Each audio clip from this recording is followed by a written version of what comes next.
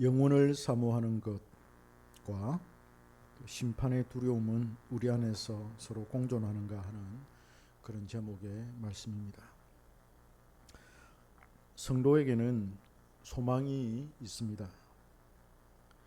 이 소망은 예수 그리스도의 부활로 말미암아 우리 안에 생겨난 것이지요. 주님이 부활하신 것처럼 우리도 영원히 다시 살 것이다 라는 것이 우리의 소망입니다.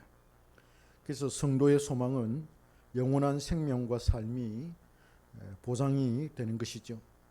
그리스도처럼 되어서 주님과 영원히 함께 사는 것, 이것이 우리의 궁극적인 소망이라 할 수 있겠습니다. 이 소망을 위해서 자신의 재산을 몰수당하고 원형 경기장으로 끌려가서 사자의 밥이 되고 톱으로 커져서 죽임을 당했던 것입니다. 그래서 초대교회의 성도들은 그렇게 삶으로 자신들이 하나님의 백성임을 증거했고 자신들이 붙들었던 그 진리를 위해서 기꺼이 목숨을 내놓을 수가 있었습니다. 초대교회의 성도들의 삶은 현대를 살아가는 우리에게 참된 소망의 표본을 보여주고 있다고 생각합니다. 사도 바울은 오늘 본문에서 하늘에 있는 영원한 집을 고린도 교회 성도들에게 소개하고 있습니다. 하나님의 위로를 전하고 있는 바울은 그 궁극적인 위로가 바로 하늘에 있는 영원한 집이라고 그렇게 규정을 하고 있습니다. 육신의 장막을 벗고서 하늘에 있는 집, 손으로 지은 것이 아니라 그 영원한 집이 있음을 우리에게 강조를 하고 있습니다. 육신의 장막을 입고 있는 우리가 탄식하고 신음하면서 하늘로부터 오는 처소를 되찾기를 간절히 사모한다고 말합니다. 바울이 여기서 말하는 육신의 장막과 하늘의 처소는 어떤 건축물로서 집을 말하기보다는 우리 몸의 변화를 말하는 것입니다. 현재 우리의 몸은 연약하고 욕되고 영적이지 않고 영광스럽지 않습니다. 약하기 때문에 온갖 질병에 노출되어 있고 바이러스가 침입하면 감기에 걸리기도 하고 몸살을 앓기도 하고 또 심하면 죽을 병에 걸리기도 하지 않습니까? 그러나 변화된 우리의 몸은 예수 그리스도의 부활로 우리가 최후의 우리의 몸이 바뀌어질 때는 강한 몸으로 다시 살고 영광스러운 몸으로 신령한 몸으로 다시 사는 것, 이것이 바로 우리의 소망이라 할 수 있겠습니다. 그래서 이 몸을 벗고 다른 몸을 입게 될 것인데 그게 바로 강한 몸, 영광스럽고 신령한 몸으로의 변화입니다. 신령한 몸과 영광스러운 몸으로 부활하여 주님처럼 되어서 영원히 주님과 함께 살게 될 것입니다. 이것이 성도의 유일한 위로요 소망입니다. 그래서 이걸 일컬어서 사도 바울은 육신의 장막을 벗고 새로운 그런 처소를 우리가 입기를 원한다라고 말하고 있는 것입니다. 이제 바울은 이 소망이 어떻게 성도의 위로가 되는가에 대해서 언급을 합니다. 소망이 아무리 위대하고 놀라운 것이라 하더라도 그것이 나의 것이 되지 않으면 아무런 소용이 없습니다. 나와 상관없는 것은 그림의 떡일 뿐입니다. 우리가 드라마나 영화를 보고 만족할 뿐 실제 그 주인공이 되지 못하는 것과 같은 것 아니겠습니까? 그래서 이 소망이 나의 소망이 되어야 된다. 그래야 이것이 나에게 의미가 있다는 것입니다. 그래서 사도 바울은 성령의 보증을 얘기합니다. 주님께서 우리에게 주시는 모든 것은 성령의 보증에 의해서 확실하다. 그래서 내가 가지고 있는 이 소망은 성령으로 딱 도장을 찍어서 인쳐졌기 때문에 흔들리지 않는다. 나는 확실히 나는 이 소망의 나라에 이르게 될 것이고 육신의 장막을 벗고 하늘에 있는 영원한 집을 내가 입게 될 것이다. 그곳에서 주님처럼 되어서 살게 될 것이다. 이걸 성령께서 도장을 꽉 찍어서 변함이 없다. 확실하게 그 일은 일어날 것이다 라는 것을 우리에게 보증을 시켜주는 것입니다. 하나님께서 우리를 위해 준비하시는 하늘에 있는 영원한 집은 우리 안에 계신 성령으로 확실하게 보장이 된다는 것이죠. 누구든지 성령으로 거듭난 자라면 그는 이 보증을 보장받을 것입니다. 확실하게 그런 영혼을 누리게 될 것입니다. 할렐루야. 그래서 이것은 뜬소리가 아니고 나와 아무런 상관이 없는 이야기가 아니라 내 속에 성령이 계시기 때문에 성령께서 그것을 우리 안에서 확신시켜 주시는 것입니다. 그래서 우리는 비록 육신의 장막을 입고서 신음하면서 이 땅에 살아가고 있지만은, 그러나 한편으로는 우리는 영원한 집을 바라보며 썩지 않은, 손으로 짓지 않는 그 영원한 하나님의 나라를 바라보면서 영원히 주님과 함께 살 것을 생각하면서 우리는 이 현재의 고난과 고통을 참고 견뎌 나가는 것입니다. 그런데 바울은 이러한 천국 소망과 영원을 말하면서 담대함을 말하고 있어요. 6절 볼까요? 6절에 보면 항상 담대하여 라고 말하고 8절에서도 우리가 담대하여 라고 그렇게 말합니다. 바울이 하늘에 있는 영원한 집을 말하고 또 육신의 장막을 벗고서 속히 이곳을 떠나 주님이 계신 곳에 있기를 사모한다고 말하면서 왜 담대함을 말하고 있을까요? 이곳을 떠나 주님께로 가는 것은 용기가 필요하겠죠. 이 세상을 떠난다는 것 자체가 용기가 있어야 되지 않겠습니까?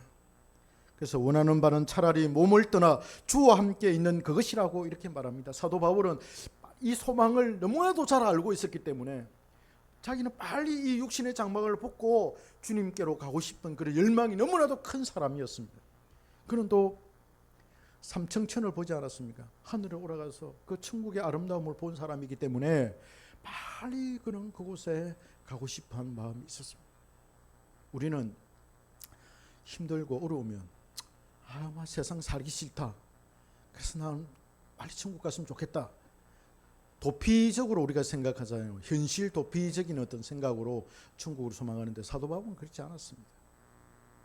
떠나 있으나 남아 있으나 오직 하나님만 기쁘시게 해야 된다, 이런 마음으로 그렇게 했어. 그래서 담대함을 말하고 있습니다.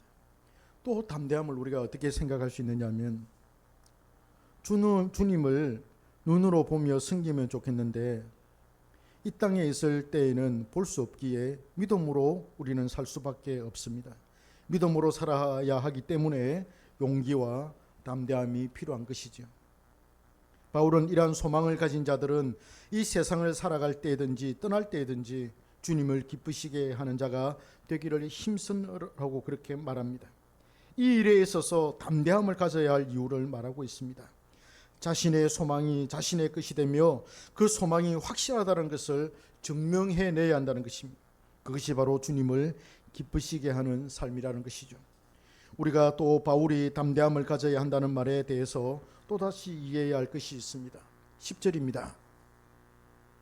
10절을 같이 한번 읽어볼까요? 시작. 이는 우리가 다 반드시 그리스도의 심판대 앞에 나타나게 되어 각각 선악간에 그 몸으로 행한 것을 따라 받으려 함이라. 모든 사람이 주님의 심판석 앞에 서게 된다는 거예요. 그때 모든 사람은 자신의 행한 것에 따라서 심판을 받게 될 것입니다.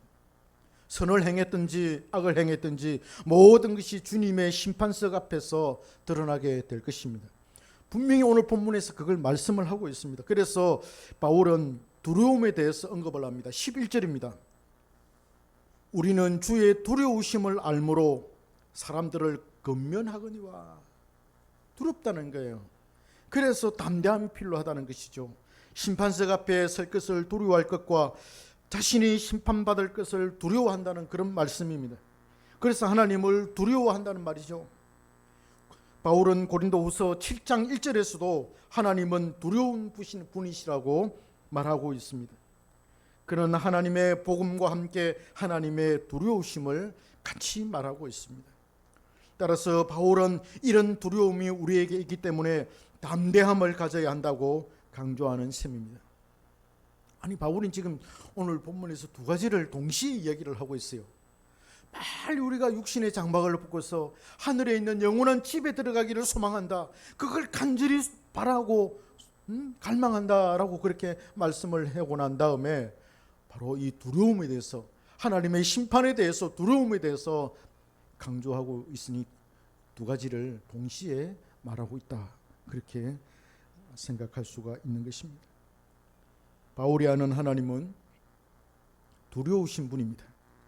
물론 그가 아는 하나님은 사랑과 긍휼과 자비가 풍성한 분이시죠. 그래서 죄인들을 위해서 자신의 독생자를 아끼지 않으셨습니다. 그럼에도 불구하고 하나님은 또 아주 두려우신 분이죠. 우리가 하나님을 기만할 수 없고 속일 수 없는 이유가 여기에 있습니다. 하나님은 결코 인간에게 속지 않습니다. 인간이 장기를 부려서 하나님을 이용하려고 들고 또 그렇게 하지만 하나님이 또 쏘아주는 것처럼 보이지만 결코 하나님은 속지 않으시는 분입니다. 우리는 하나님을 사랑의 하나님으로만 알기를 원합니다. 우리에게 어려움을 주거나 우리를 심판을 하거나 벌을 주시는 분으로는 알기를 원치 않습니다. 그러나 어찌합니까? 하나님이 이렇게 다양한 성품을 지니셨는데요. 우리가 하나님을 감히 청량할 수 없고 그분이 이런 분이다 저런 분이다라고 단정 지을 수 없습니다. 다만 우리는 성경을 통해서만 하나님의 성품을 알 수 있을 뿐입니다. 하나님은 너그럽고 죄인들을 참으시고 용납하실 뿐만 아니라 사람을 택하기도 하시고 버리기도 하시는 아주 두려운 분이십니다. 사도들은 그것을 알았습니다.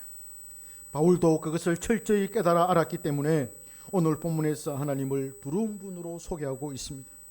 하나님의 심판은 정확할 것이며 어느 누구도 그 심판에서 벗어날 수가 없다는 것입니다. 그래서 두려운 분이라고 말하는 것입니다. 빌립보서 2장에서도 두렵고 떨림으로 구원을 이루어가라고 하였지요. 너희 구원을 두렵고 떨림으로 이루어가라, 그렇게 말합니다. 하나님께서 우리를 어떻게 심판을 하실까요? 요한계시록에 보면은 하나님의 손에 인간의 행위가 기록되어 있는 행위록이 있다, 그렇게 말합니다. 거기에 우리가 행한 것이 선하든 악하든 모든 행위가 기록될 것입니다. 요즘 발달되는 문맥을 보면 더욱 실감을 하게 되죠. 과거에 우리가 했던 말까지도 기록이 되고 저장이 되는 그런 시대를 우리는 살고 있습니다. 감출 것이 없습니다. 모든 것이 기록과 저장 장비에 의해서 낱낱이 드러나고 있습니다. 기억이 저장되고 행위와 말이 저장이 되니까 오래되었던 일까지 끄집어내어서 정제하는 그런 시대를 우리는 살아가고 있습니다. 정치인들 우리 10년 전에 이런 말을 했다, 이걸 방송에 했던 그걸 그대로 가지고 나와서 보여주면서 10년 전에 이분이 이런 말을 한 사람입니다.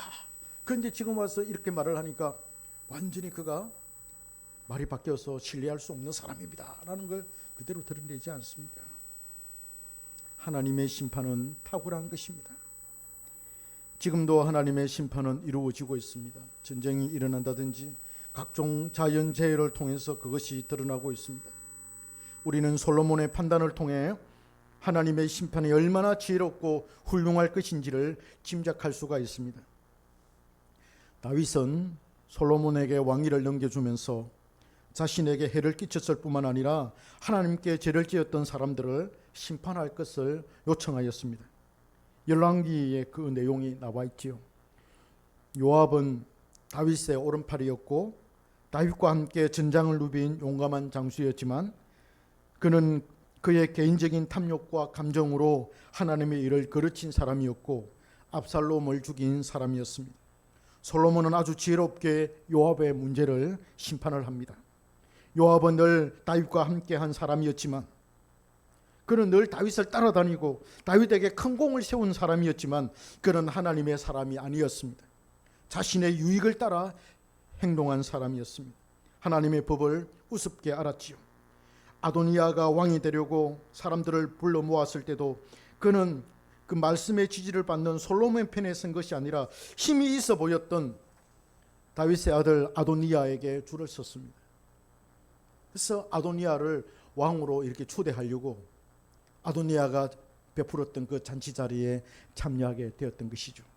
다윗은 이 모든 것에 대한 심판을 아들 솔로몬에게 맡겼습니다. 반드시 요압의 문제를 처리해라, 맡기고 죽었지요. 또한 솔로몬은 시므이를 심판을 합니다. 시므이는 어떤 사람입니까? 다윗이 압살롬의 난을 피해 가지고 왕궁에서 빠져나와서 도망을 칠 때 시므이라고 하는 사람이 나와 가지고 죄를 흩날리면서 돌을 던지면서 비루한 자여 비루한 자여, 그렇게 저주를 퍼부었던 사람이었습니다.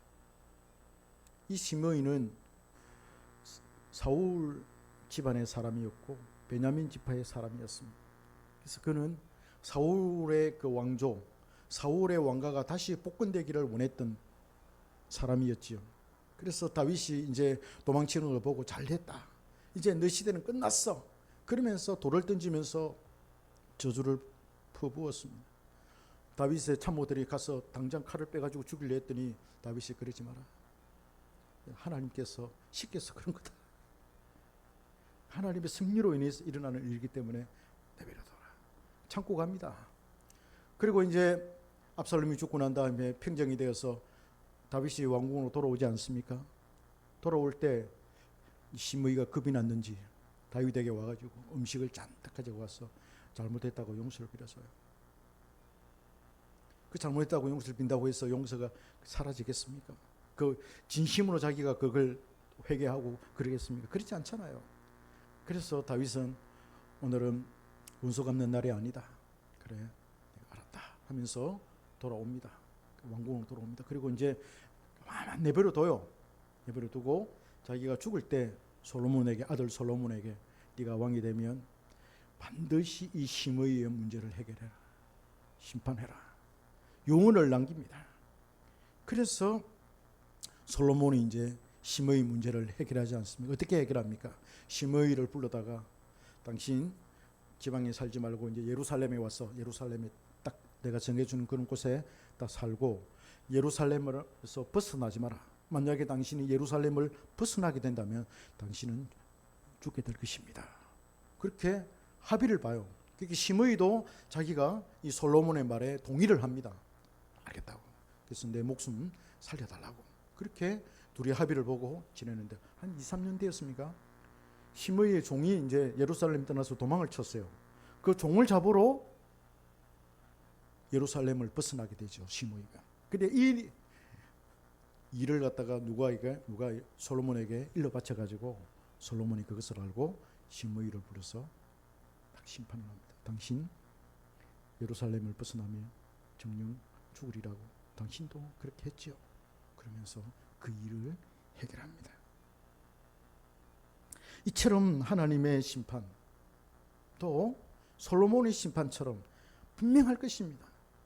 사람은 있었다 하더라도, 다른 사람은 있었다 하더라도 하나님은 결코 그 사람이 행한 것, 그 사람이 행동한 것에 대해서 정확하게 기억하시고 하나님은 심판을 하실 것입니다. 숨겨지거나 설머시 넘어가거나 기억을 못하는 일이 절대로 하나님께는 없을 것입니다. 우리 주님의 심판도 이와 같습니다. 그래서 우리는 두렵고 떨림으로 우리의 구원을 이루어가야 할 것입니다. 우리들의 교회에서는 하나님에 대한 두려움을 잘 말하지 않습니다. 그래서 우리는 칭의의 은혜만 추구하고 하나님을 이용하려고 듭니다. 하나님은 사랑이시다. 물론 하나님 사랑이시죠. 하나님은 죄인들을 사랑하시고 품어주시는 사랑하시는 하나님이시죠. 사랑의 하나님이시죠. 그러나 한편으로는 하나님은 두려우신 분이에요. 우리의 죄를, 사람들의 모든 행위를 심판하시는 하나님이시라는 것입니다. 할렐루야. 구원은 따놓은 당상이라며 주관적인 구원의 확신을 맹신하면서 그 심판의 날과 심판성에 앉아 계시는 하나님을 우리는 두려워하지 않습니다. 이것이 가장 큰 우리의 잘못입니다. 하나님을 두려워하지 않으니 자신들의 속에는 옳은 대로 살고 마음껏 이 세상을 확률하려고 하고 탐욕을 최고의 미덕으로 삼고 살려고 하지요. 그러나 반드시 심판이 있습니다. 그날이 다가오고 있습니다. 슬기로운 다섯 처녀가 준비한 등과 기름이 바로 이것입니다. 여러분, 마태복음 25장에 나오는 슬기로운 다섯 처녀, 미련한 다섯 처녀, 미련한 다섯 처녀는 등만 준비하고 기름은 준비하지 않았습니까? 그러나 슬기로운 다섯 처녀는 등도 준비하고 기름도 준비했습니다. 그게 뭡니까? 심판을 생각하면서, 마지막 때를 생각하면서, 신랑이 올 것을 생각하면서 준비하는 삶을 살았다는 거예요. 그 준비하는 삶이 무엇입니까? 하나님을 경외하는 삶이었습니다. 하나님을 사랑하고 하나님을 두려워하는 그런 삶이었습니다. 그러하기에 우리의 신앙에는 하나님을 사랑하며 영혼을 사모하며 하늘에 있는 영원한 집을 사모할 뿐만 아니라 그 영혼을 소유하기 위해서는 하나님에 대한 두려움과 심판에 대한 두려움을 가져야 한다는 거예요. 이거예요. 오늘 본문에서 우리가 배울 수 있는 게. 그 두려움과 함께 가져야 할 것이 바로 담대함입니다. 이 담대함이 바로 양자의 영에서 나오는 것입니다. 우리는 종으로서, 노예로서 두려워하는 것이 아니라 아들로서, 자녀로서 심판해 주이신 주님과 하나님 아버지를 사랑함으로 두려워하는 것입니다. 물론 우리는 예수를 믿기 때문에 우리가 심판대 앞에 딱 서면 우리 주님이 우리의 변호사가 되어서 우리의 모든 죄를 제가 낱낱이 다 까발려질 것이지만, 그럼에도 불구하고 우리 주님은 내가 이분의, 이 사람의 죄를 위해서 내가 대가를 지불했습니다. 그러면서 주님께서 우리를 천국으로 인도하시겠죠. 그렇지만은 우리의 죄가, 우리의 행위가 낱낱이 다 기록이 된다는 거예요. 낱낱이 다 까발려진다는 거예요. 믿으십니까? 그때 얼마나 두렵겠어요. 얼마나 무섭겠어요. 물론 우리가 구원을 얻는다 하더라도 주님이 우리를 변호해 주셔서 우리를 이끌어 가실 때까지는 얼마나 두렵겠습니까? 그래서 우리는 담대함을 가져야 합니다. 왜? 우리는 예수님을 믿으니까. 심판대 앞에 섰을 때 예수님이 우리를 변호해 주실 거니까 담대함을 가져야 되겠죠. 할렐루야. 그걸 말하고 있는 것입니다. 그래서 우리가 이 세상을 살아갈 때 흥청망청 자기 마음대로 살아가는 것이 아니라 두려워하는 것입니다. 하나님을 두려워하고 죄를 안 지으려고 노력하고 그렇게 살아야 되는 것입니다. 그래야 성도다운 삶을 살 수가 있고, 그것으로 우리는 하나님의 영원한 집을 상속받게 될 것입니다. 현재 한국의 정치 상황과 경제의 어려움과 사회적인 문제와 문화와 이 사람의 인성의 문제는 기독교에 큰 책임이 있습니다. 교회가 타락하니까 세상이 타락하는 거예요. 세상이 왜 저 모양이야? 라고 하는 것은 기독교가 왜 저 모양이야 하는 것과 똑같은 거예요. 기독교는 이 세상의 역사의 중심에 있습니다. 예전에도 그랬고 지금도 그렇습니다. 우리 한국 사회의 기독교가 무너지면 우리 한국 사회 전체가 무너집니다. 그렇잖아요. 미국이 기독교 국가라고 하지만 미국이 저렇게 타락하니까 온 지금 세계가 지금 엉망이 되어가고 있지 않습니까? 우리나라도 마찬가지입니다. 한국에 있는 기독교, 하나님을 믿는 이 백성들이 올바르게 살지 못하면 우리 이 사회는 망가지게 되어 있습니다. 왜 기독교가 정치판에 끼어들어가지고 구설수에 오르고 나라를 엉망으로 만드느냐 이거예요. 왜 정치인들이 기독교를 이용하도록 그렇게 내버려 두느냐는 거예요. 종교 분리라는 말도 있지 않습니까? 정치와 종교는 분리가 된다. 근데 완전히 종교가 짝하여져서 온갖 세상에 더러운 것들이 교회 안에 다 들어오고 탐욕과, 그러니까 교회가 세상을 갖다가 좌지우지하겠다 이거잖아요. 교회가 들어서 나라를 손아래게 잡고 좌지우지하겠다 이거잖아요. 그게 뭡니까? 이게 탐욕이죠. 탐욕이죠. 그렇게 탐욕을 가지고 있는 사람들의 마음속에는 하나님에 대한 두려움이 없어요. 하나님을 무서워하지 않아요. 그래서 자기들, 우리가 타락함으로 말미암아서 세상이 이렇게 엉망이 됐는데 책임질 사람이 없어요. 책임을 안 져요. 결국 뭐가 일어납니까? 전쟁이 일어나는 거예요. 하나님이 직접 손을 대시는 거예요. 몰수로서 몽둥이를 때리시는 거예요. 전쟁이 일어나는 거예요. 그래서 6.25 전쟁이 일어난 것입니다. 그래서 2차 대전이 일어났고 1차 대전이 일어난 거예요. 전쟁이 그래서 일어나는 겁니다. 그래서 정화가 되는 거예요. 하나님을, 우리 한국 기독교가, 교회가 하나님을 두려워하지 않으면 세상은 엉망이 될 것입니다. 반드시 하나님의 심판이 있게 될 것입니다. 일제강점기에 교회가 타락했고 교회의 타락이 있었고 해방이 되었지만 이것을 해결하지 않고 교권의 다툼을 일삼았습니다. 이것 때문에 6.25 한국전쟁이 일어났습니다. 한국이 이대로 가다가는 재앙을 면하지 못할 것입니다. 한국이 강하기 때문에 능히 전쟁에서 이길 수 있다라고 그렇게 생각하지만 오산입니다. 전쟁에서 패배하지 않고 승리할 수는 있겠습니다만은 그는 아주 힘들게 이겼기에 인명 생명과 재산상의 피해는 엄청나게 클 것입니다. 우리는 지난 70년 전에 일어난 역사로부터 우리는 배워야 합니다. 하나님을 두려워해야 합니다. 그래야 개인도 구원도, 개인의 구원도, 나라의 구원도 가능합니다. 여호와를 두려워하는 것이 지혜와 지식의 근본이라 하였습니다. 청년이 무엇으로 그 행실을 깨끗게 할 수가 있겠습니까? 하나님을 두려워함으로 그 행실을 삼가는 거예요. 여기에 우리의 답이 있습니다. 우리 한국교회가 하나님을 두려워해야 합니다. 하나님을 두려워해야 합니다. 저렇게 하나님을 자기의 손아귀에 올려놓고 재롱 다루듯이 그렇게 하면 큰일 납니다. 누구에게 하늘의 영원한 집이 주어질 것입니까? 슬기로운 다섯 처녀처럼 등과 기름을 준비하고 다시 오실 예수 그리스도를 바라보면서 두렵고 떨림으로 구원을 이루어가는 사람, 그 사람에게 하늘의 영원한 집이 주어질 것입니다. 할렐루야. 믿으시기 바랍니다. 그래서 우리는 조심스럽게 우리의 구원을 이루어가고, 담대함으로 우리의 구원을 이루어가고, 하나님을 두려워함으로 우리의 구원을 이루어가는, 그래서 하늘의 영원한 집을 사모하며 나가는 하나님의 모든 친백성들 되기를 소망합니다.